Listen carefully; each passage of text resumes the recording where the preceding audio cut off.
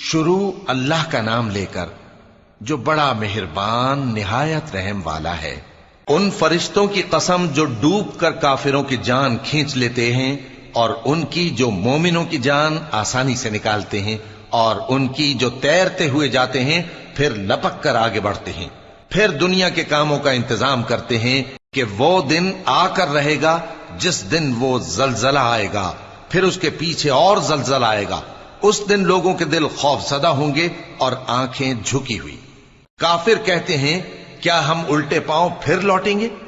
بھلا جب ہم کھوکھلی ہڈیاں ہو جائیں گے تو پھر زندہ کیے جائیں گے؟ کہتے ہیں کہ یہ لوٹنا تو سراسر نقصان کا لوٹنا ہوگا۔ تو بس وہ ایک ڈانٹ ہوگی، اس وقت وہ سب میدان حشر میں آ جمع ہوں گے۔ بھلا تم کو موسیٰ کی حکایت پہنچی ہے جب ان کے پروردگار نے ان کو پاک میدان یعنی طویٰ میں پکارا اور حکم دیا کہ فرعون کے پاس جاؤ کہ وہ سرکش ہو رہا ہے، پھر اس سے کہو کہ کیا تو چاہتا ہے کہ پاک ہو جائے اور میں تجھے تیرے پروردگار کا رستہ بتاؤں تاکہ تجھ کو خوف پیدا ہو؟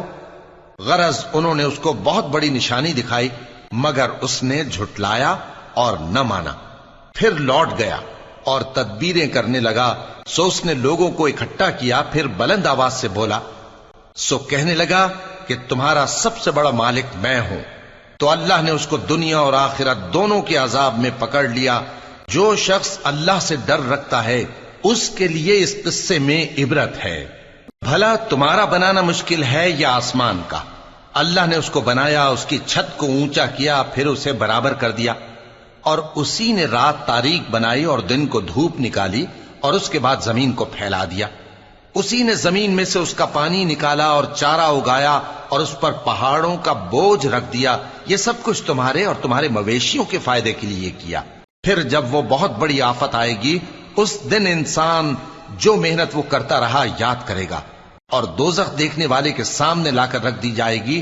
اب جس نے سرکشی کی اور دنیا کی زندگی کو مقدم رکھا تو اس کا ٹھکانہ دوزخ ہی ہے۔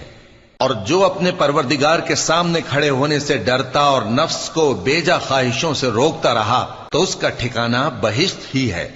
اے پیغمبر صلی اللہ علیہ وآلہ وسلم، لوگ تم سے قیامت کے بارے میں پوچھتے ہیں کہ اس کی آمد کب ہے، سو تم اس کے ذکر کی طرف سے کس فکر میں ہو؟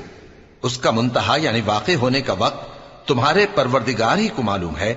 جو شخص اس سے ڈر رکھتا ہے تم تو اسی کو ڈر سنانے والے ہو۔ جب وہ اس کو دیکھیں گے تو ایسا خیال کریں گے کہ گویا دنیا میں صرف ایک شام یا ایک صبح رہے تھے۔